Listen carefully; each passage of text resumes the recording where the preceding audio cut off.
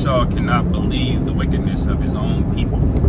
First and foremost, I'm going to give all praise, glory, and honor that's due to Yahweh, Bahashim, Yahweh Shai, Bahashim, Rachah, Wadash. Double honor to the elders and apostles of great males, known who rule well. Peace and blessings to the 144,000 and the hopeful elect. Shalom, Barakatham. This is going to be a real quick lesson. I was watching the video earlier with on Jimmy Dore. You know, I watch that channel a lot, and they were going over all of the old videos of what's going over there in the land, okay, over there in Gaza and what's going on. And they started playing a lot of these press conferences, and they were like news shows openly talking about it. Like, you know, you have like a Van Jones or a Don Lemon or like a Anderson Cooper, how you would see them talking on television. You had these guys over there in the land on their news channel talking about it, and they were just openly talking about killing them, killing their children. You know, you want to see them starve, you know, it's not enough, you know, and and so they're looking at it. Look at this bugged out shit right here, man. Wow. Anyway,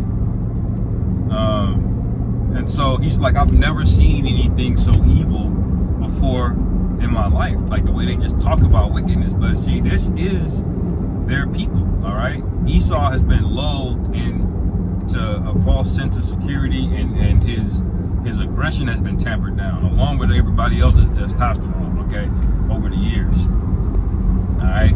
And what you have is the children of the wicked, you know, got into a spirit of seeking to please the poor. That's why you have progressives, okay, who are overly, you know, sensitive about racial issues, you know, and it's usually a Edomite woman or a so-called white woman, you know, trying to advocate on behalf of the so-called blacks or the Latinos, and they always throw in the pride stuff, the rainbow stuff, along with it. Why is that the case? Because that's prophecy, okay? That they would get to a point where they would want to look better about what they did. They want to look virtuous, you know. But what's in the inside of them is the opposite of virtuousness, man. Okay, when the right conditions are met, these people will show their true horns, and they can't even stomach it in the current state that they're in, seeing what their true nature is like, watching these small heads over there do what they're doing, man. You know, that guy said they dropped the equivalent of 6 nuclear bombs on Gaza, man. Okay, the equivalent of 6 nuclear bombs, not actual nukes, but the equivalent of 6. Okay, in terms of all of them 2,000-pound bunker buster bombs that they were dropping over there, and all of the other ordnance that they were using, you know, and it puts it in perspective how demonic our enemy is. Okay, and that anger, that violence, it's gonna turn on us. And when I say us, I mean the whole house of Israel. You know, the so-called Negroes, Latinos, and Native Americans, and America as well, okay? It's going to turn on America as well, but the elect are going to have an escape. We're going to have the escape hatch, all right? And the rest of y'all are going to be left here to deal with all of this, you know? And you know, I just thought that was interesting, because people like when the scriptures say in Isaiah 25, the covering cast, it speaks about the covering cast.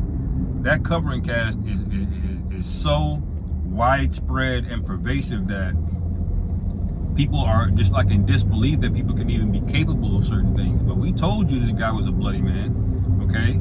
We told you he's not only bloody, but he can't be satisfied. All right, we told you his eyes stand out with fatness. He has to have the next thing. All right.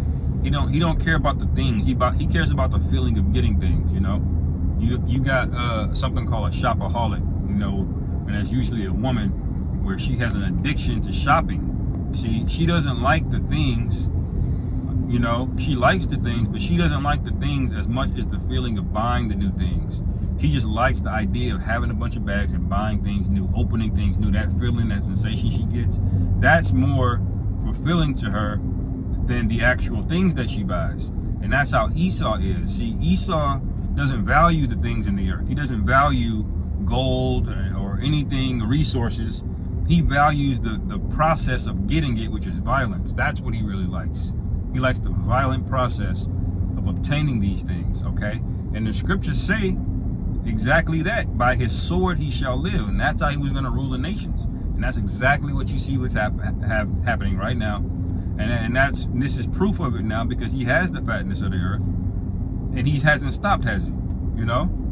He's still got to enslave everybody and put everybody in a weird technocracy. You know?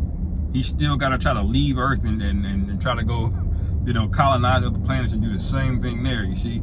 So the scriptures were on point, pointing this guy out, but these people are going to realize it too late. And mark my words, brothers, by the time this thing is said and done, everybody's going to know we were right, that we had the answers, and they're going to want answers, and they're going to have a lot of questions for us. And when I say us, I mean the men of the Lord preaching the true doctrine, okay, which is primarily the men of Great Millstone. All right, now whether they'll be able to get it or not, you know, that'll be up to the Most High. But we know we're not going to be just openly, readily accessible to the average person. You know, we're coming in those times because World War III is set up. You know, Revelation 13 is set up. All right, and the tension is ever increasing as we watch everything unfold. You know, so I'll end it there, Lord willing. This is edifying. Call halal Yahweh Bashim Yahweh Shai Bahashim Rakadash Shalom. Kwame Yasharallah. Abba Ball.